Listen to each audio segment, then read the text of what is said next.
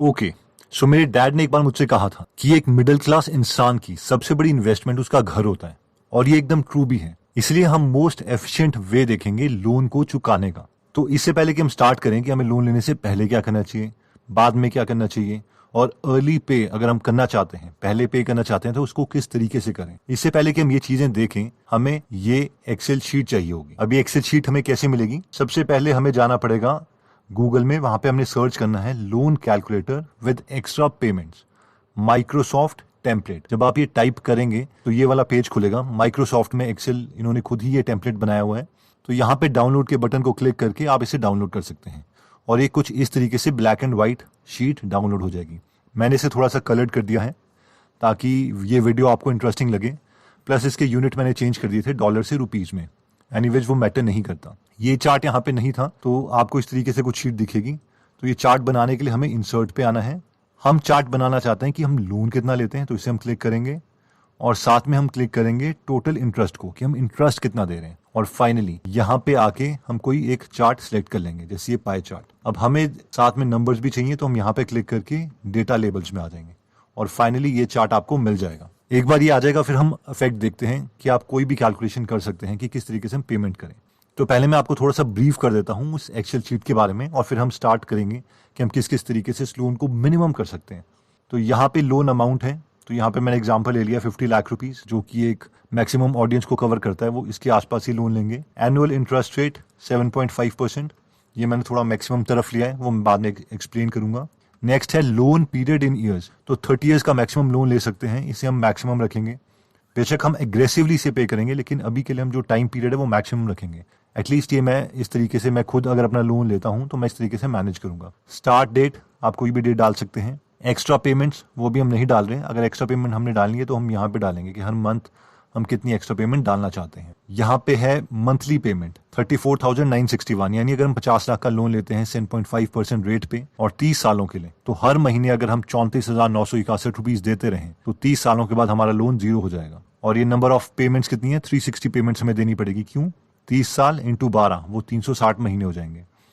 उसके बाद है टोटल इंटरेस्ट। हमें 50 लाख के लोन पे 75,85,861 ये इतना इंटरेस्ट देना पड़ेगा। तो इस ग्राफ से ज्यादा जो चार्ट है, पाई चार्ट, इससे ज्यादा क्लियर होता है कि 50 लाख का हमने टोटल लोन लिया था, 75 lakh rupees, almost 76 lakh rupees हम इंटरेस्ट दे रहे हैं। लोन से ज्यादा अमाउंट हम इंटरेस्ट का दे रहे हैं।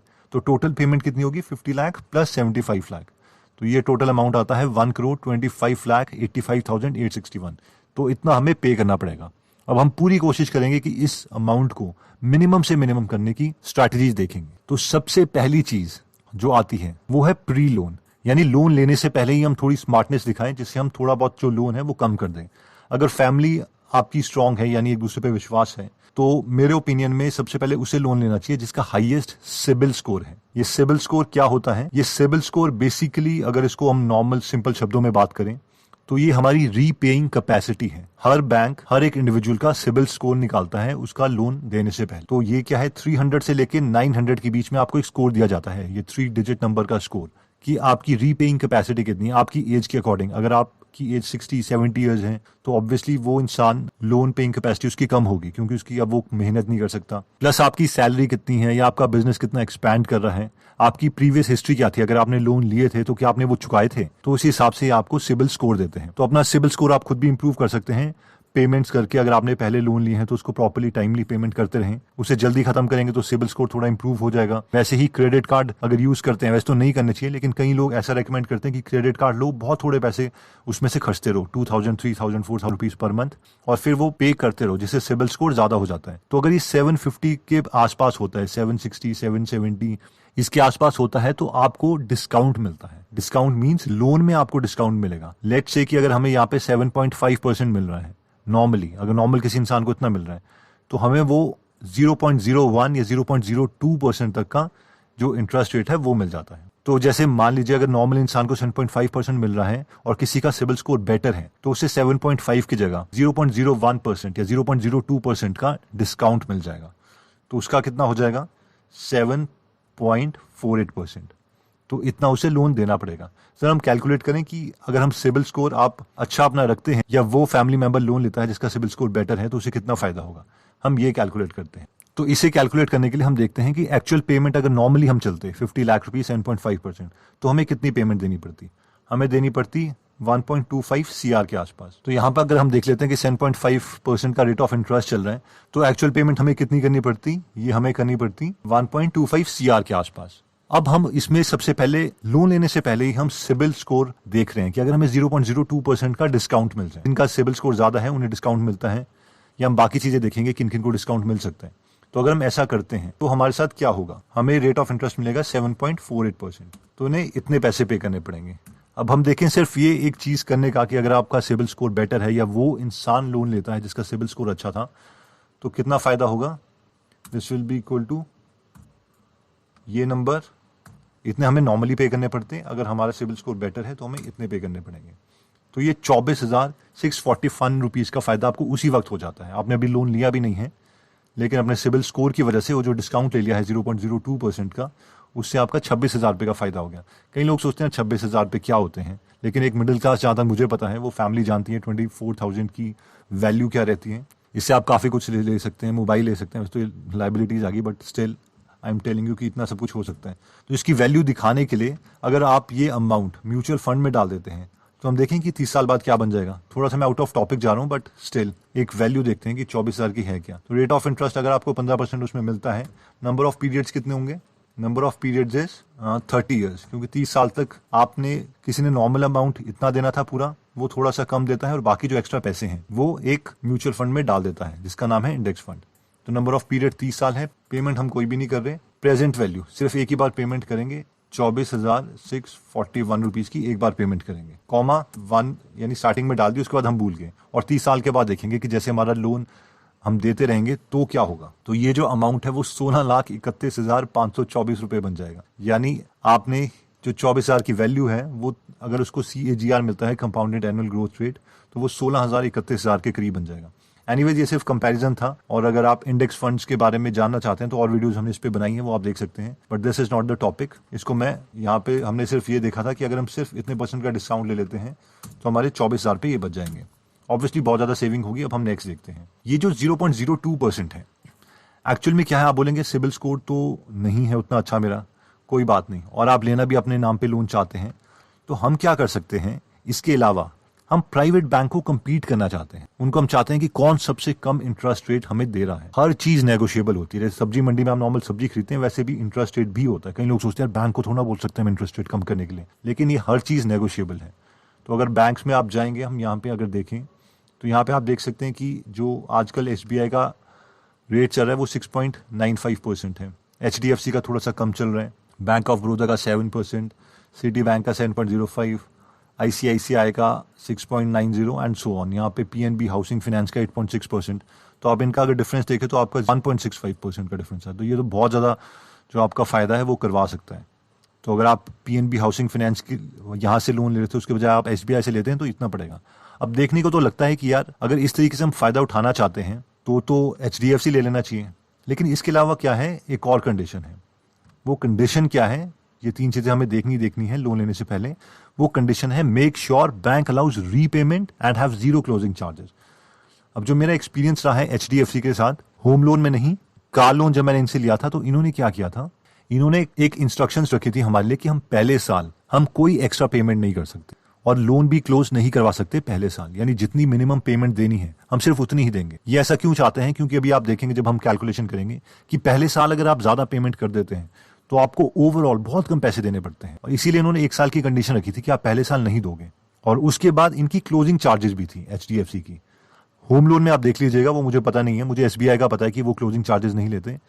तो हमें जब लेना है, या तो आप उस तरीके से उनके साथ नेगोशिएट कीजिए और ये चीजें कोशिश कीजिए कि जहां तक हो सके आपको ये 2 चीजें मिल जाएं। क्या? रीपेमेंट करने दें जब आप चाहें, जितनी आप चाहें। सेकंड, वो क्लोजिंग चार्जेस आपसे ना लें। तो ये 2 चीजें अगर हो सके तो हमें कोशिश करनी है कि हमें मिल जाए। अभी जो रेट ऑफ इंटरेस्ट है 6.95 वगैरह, आप बोलेंगे सर यहाँ तो आपने 7.4 7.5 लिख रहे हैं। ये एक्चुअल में क्या है कि अगर आप यहाँ पे देखें तो 30 लाख रुपीज का लोन है, SBI का है, 30 लाख रुपीज तक का लोन है, वहां पे 7% है।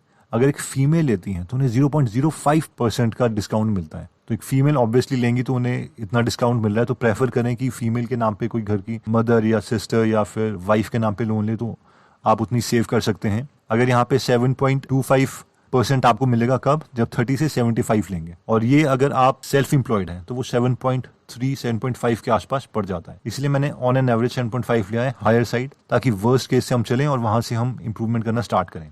मैं एक और बार एक चीज दिखा देता हूँ कि अगर आप फीमेल के नाम से लेते हैं, मान लीजिए अब सिबिल स्कोर भी सबका सेम है, सिर्फ एक फैक्टर है कि एक फीमेल के नाम पे लेते हैं, तो उन्हें कितने पे मिलता है, 7.45। मैं डिस्काउंट कितना मान रहा हूँ, मैं 0.05 का डिस्काउंट मान रहा हूँ।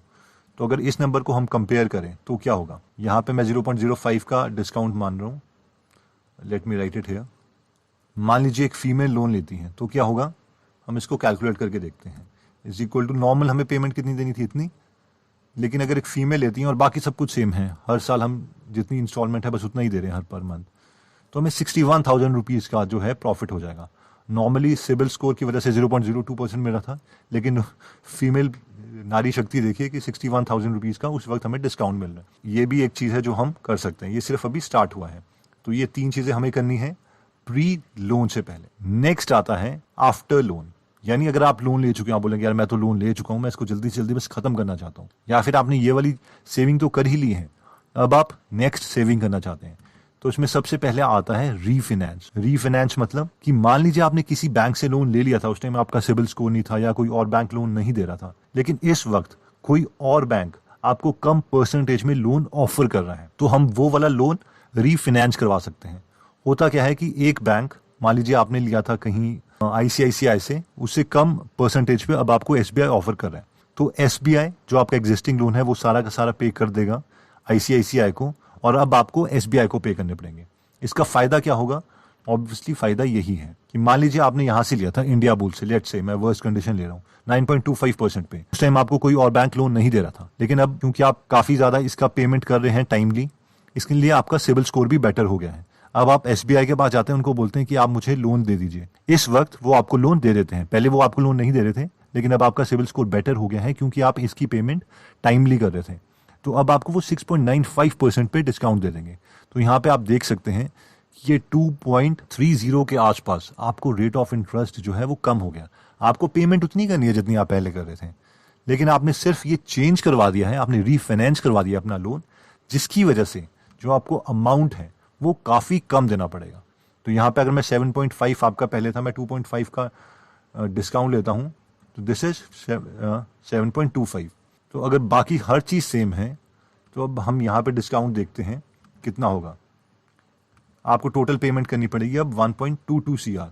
पहले अगर आपका नॉर्मल सब कुछ चल रहा था, आप कोई भी चीज अप्लाई नहीं करते, एक सिंसियर बच्चे की तरह सब कुछ पे कर देते टाइमली, कोई नेगोशिएशंस नहीं कोई करते, कुछ नहीं करते, और यहाँ पे आपको इतना रेट ऑफ इंटरेस्ट का डिस्काउंट मिला है क्योंकि आपने रीफाइनेंसिंग करवाई है, तो यहाँ पे आपको 3 लाख रुपए का डिस्काउंट उसी वक्त हो गया। आपको कुछ भी नहीं करना पड़ा, थोड़ा सा पेपर वर्क था जिसके लिए 5 या 6 दिन लगेंगे, और उसके बाद आपको 3 लाख रुपए आपने एक तरह से सेव कर लिए हैं। और ऑब्वियसली अगर फीमेल थे प्लस आपने ये रीफाइनेंसिंग भी करवाई, पहले से आप वर्स्ट कंडीशन में चल रहे थे, तो ज्यादा प्रॉफिट होगा। तो ये चीज है, लेकिन आपको इसमें क्या 2 चीजों का ख्याल रखना है। वो ख्याल क्या है कि उनकी क्लोजिंग कॉस्ट क्या थी। अगेन वही पॉइंट आ गया कि मान लीजिए आपने इंडिया बुल्स से लिया तो था, अब आप रीफाइनेंस करना चाहते हैं, ऐसा ना हो इंडिया बुल्स ने जब आपने लोन लिया था उस टाइम उन्होंने आपसे कॉन्ट्रैक्ट में साइन करवाए होंगे कि अगर आप जल्दी पे करते हो तो आपको क्लोजिंग चार्जेस देने पड़ेंगे। तो पहले आपको वो देखना पड़ेगा कि एग्जैक्टली क्लोजिंग चार्जेस है क्या, वो फायदा कितने का आ रहा है। Second, charges of a new loan, जो नया लोन है उसकी प्रोसेसिंग फीस वगैरह भी लगती है, तो उसकी कॉस्ट प्लस इसकी क्लोजिंग कॉस्ट, क्या वो जो आपको एक्चुअल में फायदा हो रहा है उससे ज्यादा है भी है कि नहीं। जो यहाँ पे 3 लाख का फायदा हो रहा था वो उससे ज्यादा है कि नहीं। और ये आप बोलेंगे ये कैसे कैलकुलेट करेंगे, इसके लिए बेस्ट मेथड यही है कि वहां पे जो बैंक वाले हैं वो आपके लिए ये कैलकुलेट कर देंगे, या फिर हर एक परिवार में कोई जानने वाला PO या क्लर्क होता ही है बैंक में लगा हुआ, तो वो आपके लिए सब कैलकुलेट कर देगा। हमेशा आप कोशिश कीजिए कि इस टाइम रेट ऑफ इंटरेस्ट क्या चल रहा है, क्या मैं इसे रीफाइनेंस कर सकता हूँ, क्योंकि इसमें आपको कोई एक्स्ट्रा पेमेंट नहीं देनी पड़ती, बस थोड़ा सा पेपर वर्क होता है। लेकिन आपको क्लोजिंग कॉस्ट और चार्जेस ऑफ न्यू लोन ये जो है इसे, या कोई और हिडन चार्जेस, इसे ध्यान में रखना पड़ेगा। इसके लिए आप किसी जो प्रोफेशनल हैं, बैंक में ही काम करते हैं आपके नोन, उनकी आप सहारा लें। अब फाइनली आता है सबसे इंपॉर्टेंट पार्ट, अगर आप इस चीज के लिए रेडी हैं, पे अर्ली। अगर आप पहले ज्यादा इंस्टॉलमेंट देते हैं तो सबसे ज्यादा फायदा जो आपको होगा वो होगा इस चीज से, पे अर्ली करने से। तो पहले अब हम देखेंगे यहाँ पे थोड़ा मैथमेटिक्स, जो कि बहुत ही ज्यादा इंटरेस्टिंग रहने वाला है। अगेन मैं इसे नॉर्मली 7.5% कर देता हूँ, और अब हम यहाँ पे कैलकुलेट करेंगे। अगर यहाँ पे आप देखेंगे तो ये आपकी मंथ लिखे हैं 1 2 3 4 से लेके 360 तक। जो यहाँ पे हमें बैलेंस था वो 50 लाख रुपीज स्टार्टिंग में था। स्केड्यूल्ड पेमेंट यानी हमारी जो इंस्टॉलमेंट आ रही थी वो 34,961 आ रही थी, और हम कोई एक्स्ट्रा पेमेंट नहीं कर रहे थे, यानी 34,961 के अलावा हम कोई एक्स्ट्रा पेमेंट नहीं कर रहे थे। लेकिन अब हम क्या करते हैं, आप थोड़ी सी 5,000 रुपीज पर मंथ एक्स्ट्रा देने की कमिटमेंट करते हैं कि यार मैं तो 5,000 रुपये एक्स्ट्रा दूंगा। हो सकता है आपको इंक्रीमेंट मिली हो 5,000 की, आप बोलते हैं यार ये सारा का सारा मैं देना चाहता हूं। तो अब हम ये देखना चाहते हैं कि हमारा लोन क्या 360 महीने से पहले खत्म होगा। ऑब्वियसली होगा, वो तो इंट्यूटिवनेस है। प्लस एग्जैक्टली फायदा कितना होगा हमें नंबर्स में, क्योंकि अभी हमने 50 लाख का लोन लिया और हम 1.2 करोड़ उनको दे रहे हैं टोटल। तो हम ये देखना चाहते हैं 1.2 करोड़ के बजाय हम उनको कम दे सकते हैं 30 सालों में। तो यहाँ पे मैं 5,000 रुपीज लिख रहा हूँ, और ये 5,000 मैं हर मंथ मान रहा हूँ। आप कुछ नहीं कर रहे, आप 34,961 की जगह 39,961 दे रहे हैं, यानी 34,000 प्लस 5,000 आप ये अमाउंट हर मंथ दे रहे हैं। और इसको मैं पूरे एक्सेल शीट में कवर कर देता हूँ। तो यहाँ पे आप देख सकते हैं कि 5,000 हम एक्स्ट्रा दे रहे हैं, और ये लेफ्ट साइड में मंथ्स हैं। अगर हम यहाँ पे देखें तो ये आपका यहाँ पे 245th मंथ में ख़त्म हो गया। आपका 360 महीने के बजाय 245th मंथ में, यानी 245 डिवाइडेड बाय 12, करीबन 20 सालों में आपका जो टोटल लोन था वो ख़त्म हो गया है। और जो आपने आखिरी इंस्टॉलमेंट दी है उसमें भी हमें पे कितने करने थे, हमें कम पे करने थे। अगर आप ये 5,000 नहीं भी दोगे, इसको आप जीरो कर दो, तो भी आपने 15,000 रुपये एक्स्ट्रा दे दिए हैं।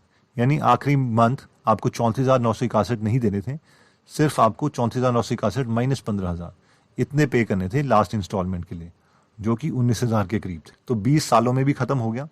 और हुआ क्या, आपने जो 5,000 थे वो एक्स्ट्रा आपने पे करे थे।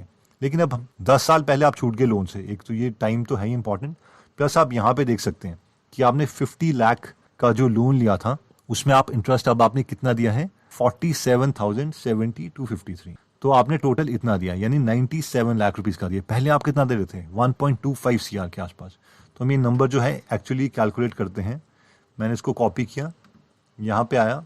अगर 5,000 पर मंथ हम एक्स्ट्रा दें तो हम कितना सेव कर लेंगे, इतना हम टोटल पेमेंट करेंगे, यानी 50 लाख प्लस इंटरेस्ट। तो हमारी जो सेविंग होगी वो कितनी होगी। अगर हम कुछ भी नहीं करते तो ये अमाउंट देना पड़ता। अगर हमने 5,000 रुपीज एक्स्ट्रा दिए हैं तो 20 सालों में तो लोन खत्म हुआ ही हुआ, प्लस हमने 28,15,608 रुपए सेव कर लिए, और ये ह्यूज है अमाउंट। और अगर मैं क्यूमुलेटिव देखूं, आप ये भी करते प्लस ये भी करते तो आपको ज्यादा सेव होता है। यानी आप सिबिल स्कोर या फीमेल का इफेक्ट भी यूज करते, प्लस 5,000 रुपए की किस्त भी दे देते, तो उससे जो टोटल सेविंग थी बहुत ज्यादा हो जाती। यहाँ पे हम देखते हैं, अभी हमने 7.5% लिया है। मैं इसे क्या करता हूँ, मैं सिर्फ फीमेल मानता हूँ कि हम फीमेल के नाम पे लोन लेते हैं, चाहे वो हमारे मदर हो चाहे कोई भी हो। तो वो कितना का मिल रहा था, 0.05 का डिस्काउंट मिल रहा था। तो इसको मैं दोबारा से कॉपी करता हूँ, just for the sake of comparison.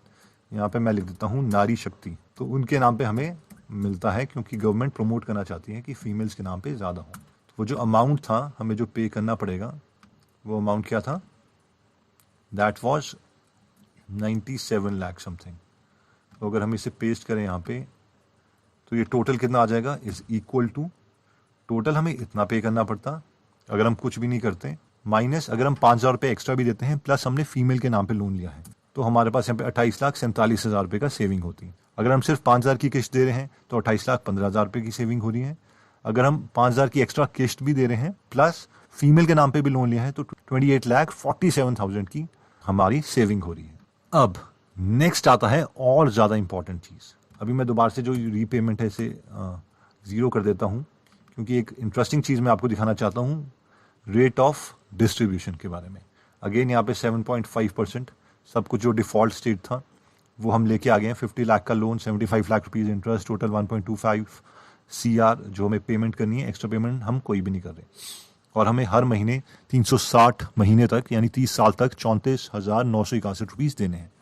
अब मैं कंपैरिजन करवाना चाहता हूँ। कंपैरिजन क्या है कि हम 245 मंथ्स तक, क्लोज टू 45 ही था मेरे ख्याल से, अगर हम 5,000 एक्स्ट्रा दे रहे थे तो हमारा 20 सालों में वो ख़त्म हो रहा था। तो यानी 245 मंथ्स के आसपास, जहाँ तक मुझे याद है, उतना हम पे कर रहे थे। कितना एक्स्ट्रा कर रहे थे, इंटू 5,000। नॉर्मल इंस्टॉलमेंट तो दे रहे थे, प्लस हम 12,25,500 रुपये दे रहे थे।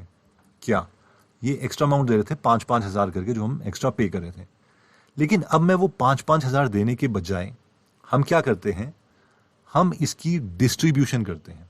डिस्ट्रीब्यूशन मीन्स मैं पहले क्या करता हूं, मैं किसी से 60,000 रुपीज मांग लेता हूं। मान लीजिए फ्रेंड से मैंने मांग लिया, तो मैं उसको 60,000 रुपीज यहां पे कर दिए। होना क्या है, अगर साल भर मैं 5,000 इंटू 12 करूं तो वो कितना होगा, 60,000। तो वो 5,000 12 बार देने के बजाय मैं साल के हर शुरू में 60,000 रुपीज पे कर देता हूँ। यहाँ हमने 6 लाख लिख दिया, तो ये आ गया 60,000 रुपीज पे कर देता हूँ। फिर मैं कुछ नहीं देता। अब क्योंकि मैंने किसी रिलेटिव से लिए हुए थे, तो मैं उसके 60,000 वापस करूंगा। वो कैसे करूंगा, मैं इस टाइम आरडी भी खोल दूंगा 5,000 की, और उसको मैं 60,000 बाद में पे कर दूंगा। इन शॉर्ट आप किसी से उधार लें या जैसे भी पकड़ेंगे, वो हम बाद में बात करते हैं कि हम 60,000 कैसे अरेंज करेंगे। लेकिन मैं सिर्फ अभी डिस्ट्रीब्यूशन चेंज कर रहा हूँ। 5,000 पर मंथ अगर हम देंगे तो भी वो एक साल के 60,000 बनेंगे, लेकिन मैं उसको एक साथ देना चाहता हूँ। तो 12 महीने, ये 12 मंथ है, ये वाला मंथ है, दिस वन इज मंथ। तो मैं इसे देने के बजाय अब मैं नेक्स्ट एक साल जैसे ही खत्म होता है, इस बार मैं दोबारा से 60,000 देता हूँ। अब मैं ये चीज़ करता रहूँगा। तो 12 के बाद क्या आएगा, 24। तो ये 24 मंथ है, 2 साल हो गए हैं। तो 24 मंथ में नहीं देता मैं, दोबारा से ये 12 महीने हो गए, मैंने देने 60,000 ही थे, क्योंकि 5,000 रुपीज़ एक्स्ट्रा मैं दे रहा था। तो मैं दोबारा से मैं क्या करता हूँ, 60,000 एक्स्ट्रा दे देता हूँ। अब मैं इसे करता रहता हूँ, और फाइनली जो रिजल्ट था वो मैं आपको दिखाऊंगा, क्योंकि मैं आपका टाइम अभी वेस्ट नहीं करना चाहता। ओके, तो मैंने अभी क्या किया है, मैंने यहाँ पे हर जगह 60,000 लिख दिया है हर एक साल के बाद। फर्स्ट मंथ पे, फिर 13 मंथ पे, देन अगेन 25th मंथ पे, फिर एक साल के बाद 37th पे, हर 13वें महीने में 60,000 है month, 49th, 61 and so on. तो इस तरीके से मैंने पूरा कंप्लीट कर लिया है इसे, और यहाँ पे ये 241 मंथ पे खत्म हो रहा है। अगर आप नॉर्मल 5,000 दे रहे थे हर मंथ, ऑलमोस्ट जो अमाउंट हम पे कर रहे हैं दैट इज सेम, क्योंकि 5,000 12 महीने में करने के बजाय हम वो 5,000 इकट्ठे करके एक साथ पे करें 60,000। लेकिन जो सबसे इंपॉर्टेंट है वो सबसे पहले महीने का है, कि आप स्टार्टिंग में अगर हो सके तो आप उतना जो 60,000 है वो स्टार्टिंग में ही दे दीजिए यहाँ पे ही। ये हम बाद में बात करते हैं कि हम किस तरीके से दे सकते हैं। ऑब्वियसली यहाँ पे आरडी बना के हम 60,000 दे सकते हैं, लेकिन अभी हम कैलकुलेट करते हैं कि हमें फ़ायदा कितना होगा। तो अगर इसको मैं कॉपी कर लूँ और यहाँ पे हम 60,000 एक्स्ट्रा इन एवरी ईयर, तो यहाँ पे अगर मैं इसे पेस्ट करता हूँ तो अब हमारी सेविंग कितनी हो रही है। ये टोटल अमाउंट हमें पे करना था minus this amount, this equal to 29,14,036, यानी ऑलमोस्ट 1 लाख रुपए आप और सेव कर लेंगे अगर आप एक साथ पे करते हैं स्टार्टिंग में। लेकिन जो स्टार्टिंग ईयर में आप जितना ज़्यादा पे कर सकते हैं किसी से लेके कुछ करके, वो आप खुद कैलकुलेशन कर सकते हैं। यहाँ पे जो फर्स्ट ईयर है वो सबसे ज़्यादा क्रिटिकल है। यहाँ पे आप जितना ज़्यादा पे कर दें किसी से, मान लीजिए आप फ्रेंड्स या फैमिली मेम्बर से ले सकते हैं, तो यहाँ पे फ्रेंड्स या फैमिली मेम्बर से अगर आप ले लें पैसे और उन्हें बाद में दे दें, ऑब्वियसली अब कईयों के लिए ये रिस्पेक्ट का इशू है, वो मैं नहीं कर रहा, बट जो मैथमेटिक्स है मैं वो समझाने की कोशिश कर रहा हूँ। यहाँ पे आप जितना ज़्यादा पे करेंगे स्टार्टिंग ईयर्स में वो ज़्यादा इफेक्टिव रहेंगे as compare to last years. तो यहाँ पे आप उन्हें पे कर दीजिए, उसके बाद बेशक आरडी खोल के फिर उनकी रीपेमेंट करते रहिए जो अपने रिलेटिव्स हैं, क्योंकि रिलेटिव्स को इंटरेस्ट वगैरह नहीं देना पड़ेगा, लेकिन बैंक को इंटरेस्ट देना पड़ेगा। तो ये जो कैलकुलेशन है आप देख रहे हैं कि 1 लाख रुपीज़ आपने सिर्फ इसलिए सेव कर लिए क्योंकि आपने थोड़ी सी एक होशियारी दिखाई। वो होशियारी क्या थी कि स्टार्टिंग में मान लो आपने 60,000 रुपये किसी से रिलेटिव से लिए, उसके बाद आपने 5,000 की आरडी खोल दी, और वो जो सिर्फ स्टार्टिंग में जो कंटिन्यू करना था, ये 5,000 जुड़ते जुड़ते कितने हो जाएंगे, 60,000 हो जाएंगे। वो अगली बार आप दे दोगे, और एक बार कोई बोनस वगैरह मिलेगा उससे आप अपने रिलेटिव का लोन क्लियर कर सकते हो। अब उसके बाद आपको हर बार क्या करना है, वो 5,000 रुपीज़ सेव करते रहने हैं 12 महीने तक, फिर अगली बार फिर दोबारा वो जो आरडी बनेगी उसको यहाँ पे दे देना है। तो इस तरीके से अगर आप पे करते हो तो आपने टोटल 1 लाख रुपीज़ सेव कर दी। वो कब है कि आप 5,000 रुपये वैसे भी आप पे कर रहे थे हर मंथ एक्स्ट्रा, उसके बजाय अगर इस तरीके से आप 5,000 रुपये एक्स्ट्रा पर मंथ करेंगे एक साथ लमसम, तो उसमें हमें फ़ायदा हो जाएगा। और ऑब्वियसली अब नेक्स्ट आता है कि और कैसे हम सेविंग कर सकते हैं। तो अगर कोई रेंटल इनकम आपको आपके घर से मिल रही है, कोई एक छोटा कमरा देके, तो उससे आप बहुत ज़्यादा जल्दी पे कर सकते हैं, उससे सारा यहाँ पे लगा सकते हैं। कोई लॉटरी या बोनस या कोई भी एक्स्ट्रा पेमेंट मिलती है वो कर लीजिए। मैं बहुत ज़्यादा यहाँ पे आपको दिखा सकता हूँ कि आपकी कितनी ज़्यादा सेविंग हो सकती है। मान लीजिए आपने स्टार्टिंग में जो स्टार्टिंग की है दे आर वेरी क्रूशियल, वो मैं बार बार रिपीट कर रहा हूँ।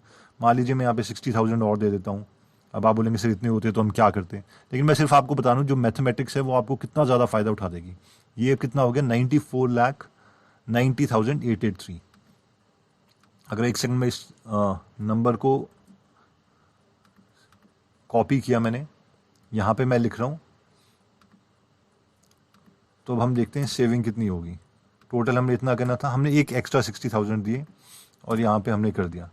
तो यहाँ पे आप देख सकते हैं कि अगर इन दोनों को हम डिफरेंस लें, अगर मैथमेटिक्स समझ नहीं आ रही है तो स्लो मोशन में दोबारा से देख लीजिएगा। तो यहाँ पे नंबर कितना आया 1,80,000, यानी 1,60,000 रुपये जो आपने एक्स्ट्रा यहाँ पे दिए किसी से लेके, उससे जो टोटल लोन में सेविंग हुई वो 1,80,000 की हुई। तो वो मैं आपको दिखाना चाहता हूँ कि स्टार्टिंग के मंथ में आप का जो 60,000 है वो टोटल आपको कितनी सेविंग करवा सकता है। और उसी तरीके से आप जितना चाहें इसके साथ खेलिए, एक्सेल शीट के साथ अलग अलग करिए, और ज़्यादा क्रिएटिव मेथड से आप देख सकते हैं कि किस तरीके से जो आपकी पेमेंट है उसको आप कम कर सकते हैं। लेकिन ये मेथड जो है वो टोटल 3 ही हैं। सबसे पहले क्या है कि पहले लोन ही फीमेल के नाम पे लीजिए, अपना सिबिल स्कोर बेस्ट करिए, एक ऑफर लेटर लीजिए एक प्राइवेट कंपनी से, उनको बताइए कि वो से मान लीजिए वो आपको 7.4% का लोन दे रहे हैं, वो ऑफर लेटर आप दूसरे बैंक में ले जाइए, उनको दिखाइए कि 7.4% तुमको HDFC वाले दे रहे हैं, तो दूसरा बैंक उसको कम्पीट करने के लिए थोड़ा सा कम करेगा। तो इस तरीके की अगर आप स्टार्टिंग में गेम खेलते हैं तो प्री लोन में आपको काफ़ी फ़ायदा हो जाता है। उसके बाद आफ्टर लोन में अगर आप कोई एक्स्ट्रा पेमेंट करना ही नहीं चाहते या पैसे ही नहीं है, तो हमेशा ओपन रहिए कि रीफाइनेंस आप करवा सकते हैं कि नहीं। लेकिन रीफाइनेंस में जो क्लोजिंग कॉस्ट है या चार्जेस ऑफ न्यू लोन है उससे थोड़ा बच के रहिएगा। वो थोड़ा जो कैलकुलेशन है वो एक एक्सपर्ट को करने दीजिए और वो आपके आराम से हेल्प कर देंगे। अगर आप पेमेंट करने के लिए रेडी हैं तो कोशिश कीजिए कि स्टार्टिंग में आप जितनी ज़्यादा पेमेंट करना चाहें उतनी कर दीजिए। कोई यूजलेस स्टफ है पड़ा हुआ है, कोई एक्स्ट्रा लैपटॉप, उसी को पे करके 10-20 हज़ार का वो पे कर दीजिए। कोई बोनस होता है उसका कुछ परसेंटेज कर दीजिए। फ्रेंड या फैमिली मेम्बर से स्टार्टिंग में जो है वो ज़्यादा सबसे ज़्यादा इफेक्ट क्रिएट करेगा। जैसे कि मैंने आपको दिखाया था कि एक 60,000 पे वो 1,80,000 की सेविंग कर देते हैं, और रेंटल इनकम वगैरह है उससे हम सेव कर सकते हैं। तो आई होप ये वीडियो वैल्यूएबल रही होगी।